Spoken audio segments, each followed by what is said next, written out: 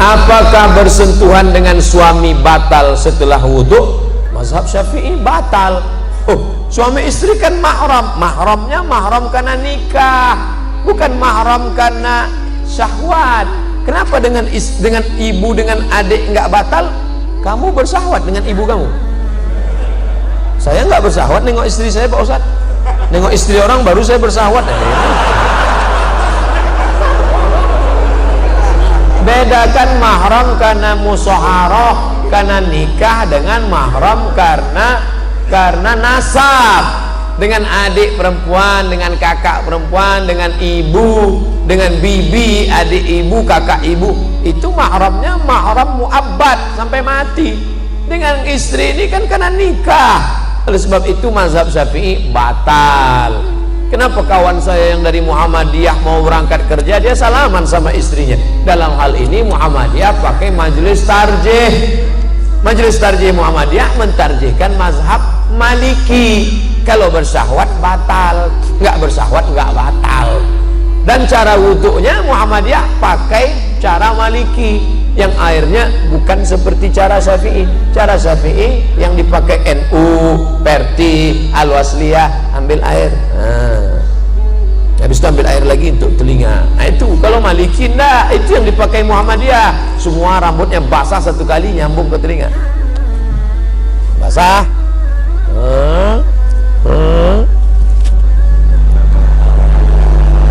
Satu kali. Cara wudhunya cara wudhu Maliki, batalnya juga cara batal Maliki. Itu yang dipakai Muhammadiyah. Saya tetap pakai mazhab Syafi'i, tapi saya nggak menyalahkan kawan saya yang pakai mazhab Maliki. Apakah hukum menahan angin saat sholat? Hukum nahan kentutnya itu makruh, sholatnya sah. Hukum nahannya itu makruh, sholatnya tetap sah. Tapi kalau antum sopnya di belakang, ya lepaskan aja. Daripada antum tahan sampai 4 rakaat loh. Orang salam, assalamualaikum warahmatullah, assalamualaikum warahmatullah, astagfirullah, astagfirullah. Ente enggak? Alhamdulillah.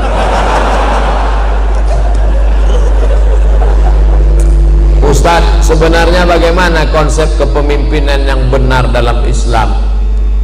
Islam nggak membahas masalah kepemimpinan. Siapa bilang dalam Islam ada namanya fikih sholat, zakat, puasa, fikih ibadah. Ada namanya masalah gadai menggadai, pinjam meminjam, jual beli, fikih muamalah. Ada masalah tolak rujuk khulu, fikih munakahah. Ada masalah ngangkat pemimpin, jatuhkan pemimpin, namanya fikih siasah. Kalau Syekh Qardawi menyebutnya min fiqhid daulah. Kalau Ibnu Taimiyah menyebutnya as-siyasah asy-syar'iyyah. Kalau yang paling tua ditulis oleh Imam Al-Mawardi, meninggal tahun 450 Hijrah. Judul kitabnya Al-Ahkam As-Sultaniyah. Sudah diterjemahkan ke bahasa Indonesia. Judul aslinya Al-Ahkam As-Sultaniyah, hukum-hukum mengangkat pemimpin. Syaratnya 2. Innallaha ya'murukum an tu'addul amanat, amanah. Wa idza hakamtum bainan nasi an tahkumu bil adl. Amanah, adil. Kalau dia amanah, dia adil, baru masuk ayat berikutnya. Ati'ullah wa ati'ur rasul wa ulil amri minkum. Kenapa ati'u cuma 2? Ati'ullah, ati'u rasul, ati'u ketiga nggak ada. Apa maknanya? Kamu taat pemimpin selama pemimpin itu taat kepada Allah dan Rasul. Begitu kaitannya. Pak Ustadz mau bertanya tentang reunian. Sekarang ini kan lagi banyaknya acara reuni. Gimana hukumnya bila reuni tidak bawa istri? CLBK, cinta lama bersemi kembali. Setelah 20 tahun nggak ketemu, begitu ketemuan, dulu aku pernah naksir sama kamu loh. Masa sih? Dulu kita kan nggak berani ya. Iya, nomor berapa? Suami nggak ikut, istri jalan sendiri. Kalau mau reuni juga, suami ikut, istri ikut, ngomongnya harus bareng sama. Jangan sampai, ingat, setan tidak pernah mengajak ayo berzina, ayo berzina, enggak. La tattabi'u khutuwatis syaitan, jangan ikut langkah-langkah setan. Dari mana langkah setan? Nazratun, pandangan. Setelah nazratun, fabtisamun, senyum. Setelah senyum, fasalamun, hai. Setelah salam, fakalamun, sudah berapa anaknya? Suaminya kok enggak ikut. Setelah salam, fakalam. Setelah itu, famau'idun, janjian. Ini enggak enaknya orang ramai. Besok kira-kira bisa makan siang enggak? No free lunch, tak ada makan siang yang gratis. Bisa lihat foto suami kamu? Enggak ada di FB, mas. Lihat, masih gantengan aku ya. Terjadilah apa yang terjadi. Famau'idun faliqa'un, perjanjian dan pertemuan. Ingat, dulu ada kenakalan remaja, sekarang kenakalan orang tua. Buat grup di WA, tukar menukar cerita, lebih asik ngobrol dengan suami orang. Akhirnya tepok jidat, gak ada angin, gak ada hujan. Aduh, astagfirullah. Kenapa mas? Ingat mantan. Assalamualaikum Pak Ustadz, mohon doanya Pak Ustadz, tanggal 10 Desember nanti saya ingin menikah. Alhamdulillah. Barakallahu lakum wa baraka alaikum wa jama'i bainakum wa bi khair. Maka mohon saran Ustadz, bagaimana menjadi pemimpin keluarga yang baik menurut syariat Islam. Satu, kau pahami bahwa istrimu itu dipertemukan Allah dengan engkau. Kau katakan nanti kepada dia, Adinda, aku tak pernah mencarimu, kau pun tak pernah mencari aku, Allah sudah mempertemukan kita. Apa jawab istrinya? So sweet mas. Yang kedua, kalian adalah makhluk yang berbeda. Yang satu dari planet Mars, yang satu dari planet Venus. Sama-sama mau makan telur ayam, tetap beda. Yang satu mau mata sapi, yang satu mau telur dadar. Maka kalian diikat oleh dua. Apa yang mengikat? Wa ja'ala bainakum mawaddatan wa rahmah. Kalau ada salat malam ini yang datang pasangan-pasangan umur 70, 60, apa yang membuat mereka masih bergandengan tangan?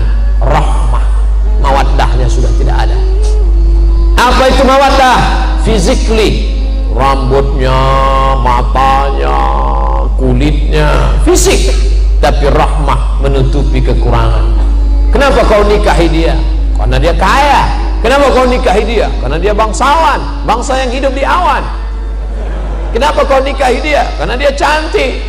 Tapi setelah menikah, yang kau lihat hanya kekurangannya. Kurang tinggi, kurang putih, kurang kaya, kurang mancung, kurang. Hunna libasul lakum wa antum libasul lahun. Mereka jadi pakaian bagimu dan kau jadi pakaian mereka. Tutupi aib, cacat, kekurangan. Kenapa Ustadz Somad malam ini pede ceramah? Karena ada pakaian. Pakaiannya luar biasa, ittihad. Islam pakai sorban, pakai page, maka pakaian. Jadilah kau pakaian. 4. Litaskunu ilaiha. Dia menenangkan hatimu, engkau menenangkan hatinya. Ingat bagaimana seorang sahabat ketika anaknya mati, meninggal dunia, dia datang pulang ke rumah. Ummu Salamah memasakkan. Setelah itu dia berikan kepada suaminya. Setelah Abu Salamah kenyang makan, barulah Ummu Salamah cerita, Mas, ada yang mau ku sampaikan. Apa ceritanya Adinda? Anak kita mati. Biarkan dia makan, dia tenang. Ini belum apa-apa. Mas, kenapa mati lampu? Gimana dia mau tenang? Litaskunu ilaiha. Yang keempat, dia menjadi tanggung jawabmu dunia akhirat. Dulu kau sendiri saja usolli sunnat tahajud, tapi sekarang kau sudah ada gerbong satu di belakang. Siapa dia? Istrimu. Maka nanti malam, hari ini akad nikah, nanti malam usolli sunnat tahajud raka'ataini imaman. Makmumnya siapa? Istrimu. Kau ambil air, kau bangunkan dia untuk tahajud. Bangun. Ini kalau nikahnya udah 20 tahun. Tapi bagi yang baru nikah kemarin, oh, wake up my honey, wake up my darling. Wah, dia bentang gelar sajadah di depan. Apa judul kita malam ini? Di bawah mihrab cinta. Oh, baik mau. Sampai salam nggak bunyi. Loh, Kanda, kenapa engkau tidak bersuara? Ada apa gerangan? Adinda, bersyukurlah pada Allah, kebetulan kau dapat imam silent. Ya Allah, aku bersyukur kau sudah kirim seorang imam bagiku. Masalah dia bunyi nggak masalah. Ntar lama-lama bunyi juga. Yang kelima, dia menenangkan hatimu. Yang kelima, hasil dari pernikahan kalian yang berwudu, yang soleh, lahirlah anak-anak waladun salihun yang mendoakan sampai mati. Jadilah kau pemimpin rumah tangga. Nanti setelah menikah, ajak istrimu pengajian. Betapa indahnya kalau istri hobi ngaji, suami ngaji. Tapi kalau suami mau hobi ngaji, istri mau karaoke. Pak Ustadz, saya mau bertanya bagaimana cara mengatasi mereka yang matre. Nah, kan nih, baru aja disebutlah muncul. Dek, ayo ngaji yuk. Enggak mau. Aku mau lu punya suami macam kamu, Mas. Pakai koko, pakai sarung, jadul. Ini matre. Gimana mengatasi istri yang matre, sering-sering bawa ziarah kubur? Kalau perlu 3 kali sehari, pagi ziarah, siang ziarah, malam ziarah. Ingat mati. Nada dering panggil dia itu jangan sholatullah, salamullah, jangan lagi, jangan lagu sholawat lagi apa? Kayak mati orang mati orang. Dia ingat mati aja. Bagaimana cara mengatasi mertua yang matre? Oh, patut anaknya matre, mertuanya matre. Pak, Bapak, besok kita buat arisan keluarga ya Pak. Kita ada pengajian ya. Ya, siapa ustadznya? Kita undang Ustadz dari Sulaiman. Judulnya apa? Orang kaya mati. Ceritakan. Jangan kamu yang menasihati mertuamu. Jangan pulang dari sini, bapak mertua, ibu mertua, duduk sini. Assalamualaikum warahmatullahi wabarakatuh. Kullu nafsin dha'iqatul maut. Semua yang bernyawa pasti akan mati. Gak masuk. Lidahnya lidah orang lain, tapi pesannya lewat mulut kamu. Ustadz Dery, ya, bisa datang ke tempat kami hari Ahad nanti. Kita buat tablik akbar pengajian, bukan cuma keluarga, ramai lingkungan. Oke, judulnya mati. Oke, insyaallah kita bahas. Insyaallah setelah buat pengajian nanti, dibantu dengan doa tahajud malam, orang mertua antum berhenti matre dan dia akan manggil antum sini, rumah-rumah kos yang sana, ambil untuk. Tak ada juga. Kenapa begitu Pak? Aku sedang dililit utang sekarang.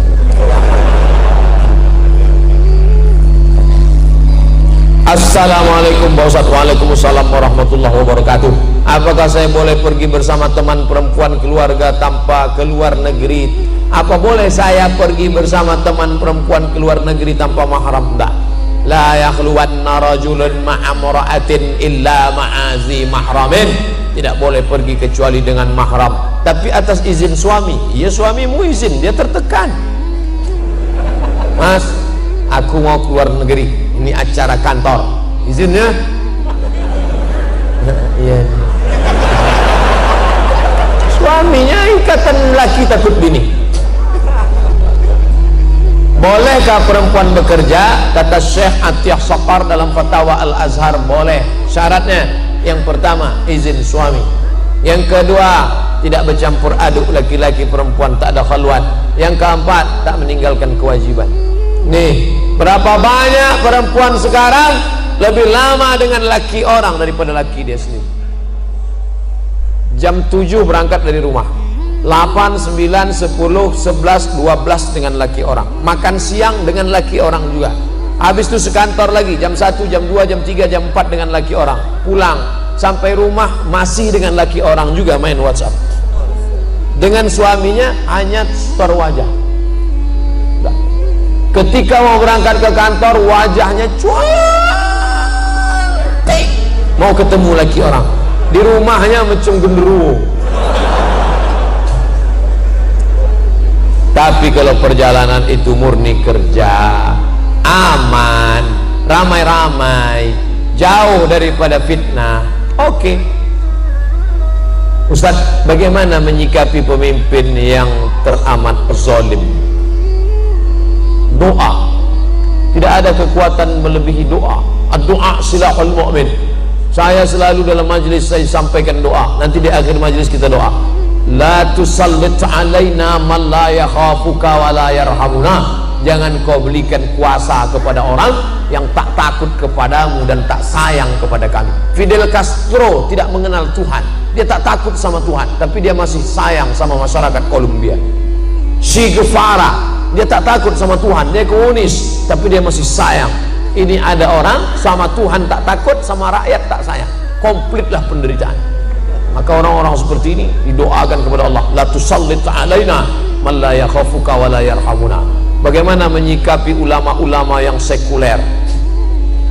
Ulama-ulama yang sekuler akan dilawan oleh ulama-ulama yang fid dunya hasanah wa fil akhirati hasanah. Di Indonesia, di dunia masih banyak ulama-ulama yang tidak hanya membagi Islam, hanya 3: lahir akikah, nikah walimah, mati takziah. Ekonomi tak diurus, politik tak diurus, Islam hanya sekedar pelipur lara. Islam tidak mengurus masalah dunia. Islam ini sekuler, dari sekulum. Agama hanya untuk seremonial saja. Hari raya, ketupat, maaf lahir batin, akikah, selesai. Masya Allah, sekarang lahir ulama-ulama di dunia ini tetap ada. Dunia ini kan panggung sandiwara yang isinya tak lebih daripada 5. Ada penguasa yang zalim, Fir'aun. Ada orang kaya yang zalim, Qarun. Ada orang cerdas tapi ilmunya untuk Fir'aun, Haman. Allah sandingkan 2 ini, inna Fir'auna wa Haman. Ada ulama jahat, Bal'am. Ada orang soleh tapi tertindas, Musa alaihissalam. Hari berganti, musim berubah, pentas bubar, tapi isi dunia itu juga. Bagaimana cara membangkitkan ekonomi umat? Kami deklarasi di BKB hari Sabtu malam Ahad kemarin di Palembang, tablik akbar, hijrah, bangkitkan ekonomi umat.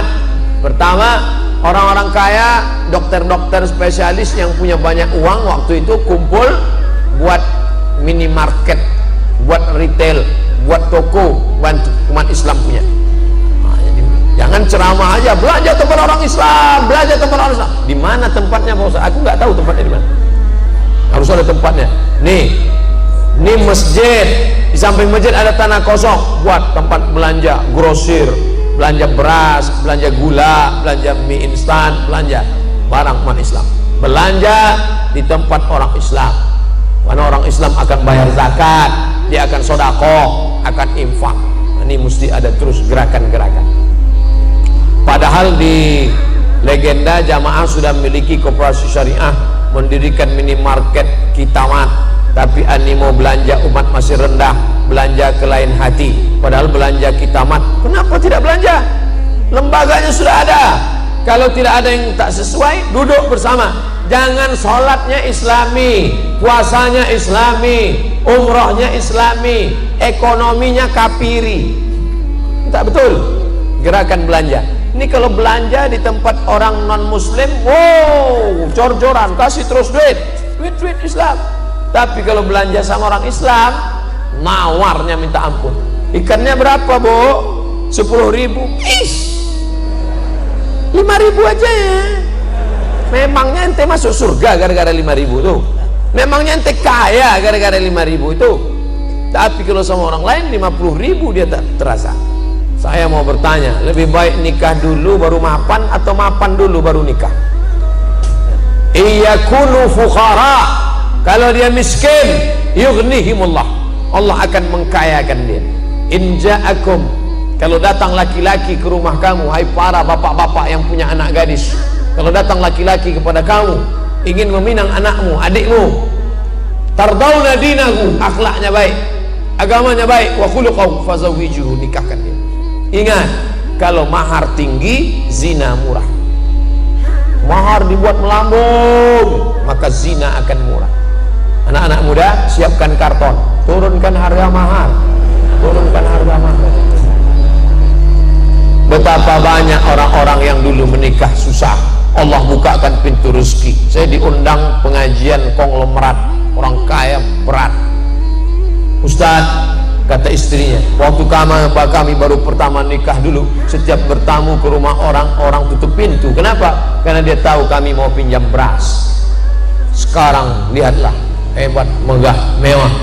Oleh sebab itu maka orang tua bantu ini anak-anak muda, jangan sampai mereka berzina. Saya mau anak saya punya kepribadian dulu Pak Ustadz, mobil pribadi, rumah pribadi, ruko pribadi. Bagaimana cara kita bisa mendapatkan ilmu dengan ikhlas? Ngaji ke guru yang sesuai dengan ilmu dan amal. Ada kiai-kiai kita datang ke ustaz. Di sini di Bogor ada majelis Tafakuh Fiddin Syekh Nuruddin Marbu Al-Banjari Al-Makki. Semua sanad-sanad kitab mazhab Syafi'iyah ada kepalanya. Murid langsung dari Syekh Muhammad Yasin bin Isa Al-Fadani. Saya pergi ketemu Syekh Ali Jum'ah. Syekh ajiz nih, kasih saya ijazah Syekh. Ajaztuka jami'a marwiyati wa kutubi wa mu'allafati. Aku ijazahkan kepada engkau semua kitabku, semua zikir-zikir, semua kitab-kitabku, semua hadis-hadisku, kuriwayatkan untukmu semuanya. Dikasihnya kitab ijazah. Saya tengok dari mana Syekh Ali Jum'ah ngambil ijazah. Hari Jum'ah dari Syekh Muhammad Yasin bin Isa Al-Fadani, salah satu gurunya, banyak guru-gurunya yang lain. Syekh Muhammad Yasin bin Isa Al-Fadani, salah satu muridnya adalah Syekh Nuruddin Marbu Al-Makki. Nanti akan diundang tabligh akbar kemari. Panggil, belajar, ambil. Bukan saya menafikan kiai-kiai yang lain, mungkin saya tak kenal, mungkin saya tak tahu. Belajar dari kiai-kiai kita yang mukhlisin, yang baik, amalkan. Gak paham nanya, fas'alu ala dzikri in kuntum la ta'lamun. Banyak di daerah Parung, banyak kiai-kiai, habib-habib. Bagaimana cara mensucikan hati dari sifat-sifat yang mengotori hati kita Pak Ustaz? Lihat dulu, kotornya apa, penyakitnya apa. Gak bisa main pukul rata semua nih, enggak. Hasad misalnya, ganti contoh hasad dengki, ngelihat orang mobil baru, kumat jantung koroner. Gimana caranya? Pertama, ucapkan selamat, salam sama dia, ucapkan selamat, selamat ya. Oh itu berat tuh. Kita umurnya sama, kerjanya sama, main bareng, tapi dia nikah duluan. Nah, itu mengucapkan selamat tuh berat. Selamat ya. Maka ucapkan selamat. Barakallahu lakuma wa baraka alaikuma wa jama'a bainakuma fi khair. Nah, yang kedua, doakan dia. Ini jangan lupa doakan dia. Selesai sholat, ya Allah, ini temanku baru aja menikah, aku nggak terlalu sakit kalau dia menikah ya Allah. Yang ku sakitkan, aku suka sama istri dia itu. Tapi dia Valentino Rossi, dia salib aku duluan. Ganti yang lebih kaya, lebih cantik daripada itu ya Allah. Jangan kuat-kuat, nanti dengar teman sebelah, oh ente ada hati ya kan. Pertama, doakan dia langsung. Yang kedua, doakan dia daripada jauh, dari rumah, dari mana jauh. Yang ketiga, minta kepada Allah. Selesai wudhu, wudhu zahir sudah, batinnya Allahumma ja'alni minat tawabin waj'alni minal mutatahhirin, sucikan hati, waj'alni min ibadika shalihin. Bagaimana menyikapi seorang kakak yang nanti jadi teroris, mau ngebom? Dan saya sering kali dikatakan yang pakai baju syar'i itu suka ngebom. Menyikapi seorang kakak yang nanti melarang adiknya untuk datang ke majelis taklim dengan alasan nanti jadi teroris. Jangan ikut pengajian Ustadz Somad, itu Ustadz teroris. Jangan ikuti kajian Ustadz dari Sulaiman, itu teroris. Jangan ikuti kajian Ustadz Kiai Haji Dr. Khalil Nafis, itu teroris. Kamu setan. Mana yang lebih bahaya mas, setan apa teroris? Ini orang dia salah persepsi. Dari mana dia salah persepsi? Salah informasi. Kenapa dia salah informasi? Dia nggak mau tabayun. Yang teroris itu mana? Mana teroris itu? Mana teroris? Oleh sebab itu kamu hadiri pengajian. Kalau dia nggak mau ke masjid, kamu share. Dia punya nomor WhatsApp kan? Kasih video ceramah Ustaz Abdul Somad. Ini yang kamu bilang teroris, kirim sama dia sebanyak. Antum kirim 5-10 video, nanti satu kan dia dengar, ya ini teroris nih. Ini wajahnya kan wajah teroris. Menurut kamu ciri teroris itu apa mas? Teroris itu berjenggot, berbulu. Sekarang ada teroris yang nggak ada bulunya sama sekali. Asun Wiratu, teroris, the real teroris, Asun Wiratu. Yang ngomong siapa? Majalah Times Amerika. Jadi ternyata teroris ini harus didudukkan masalah.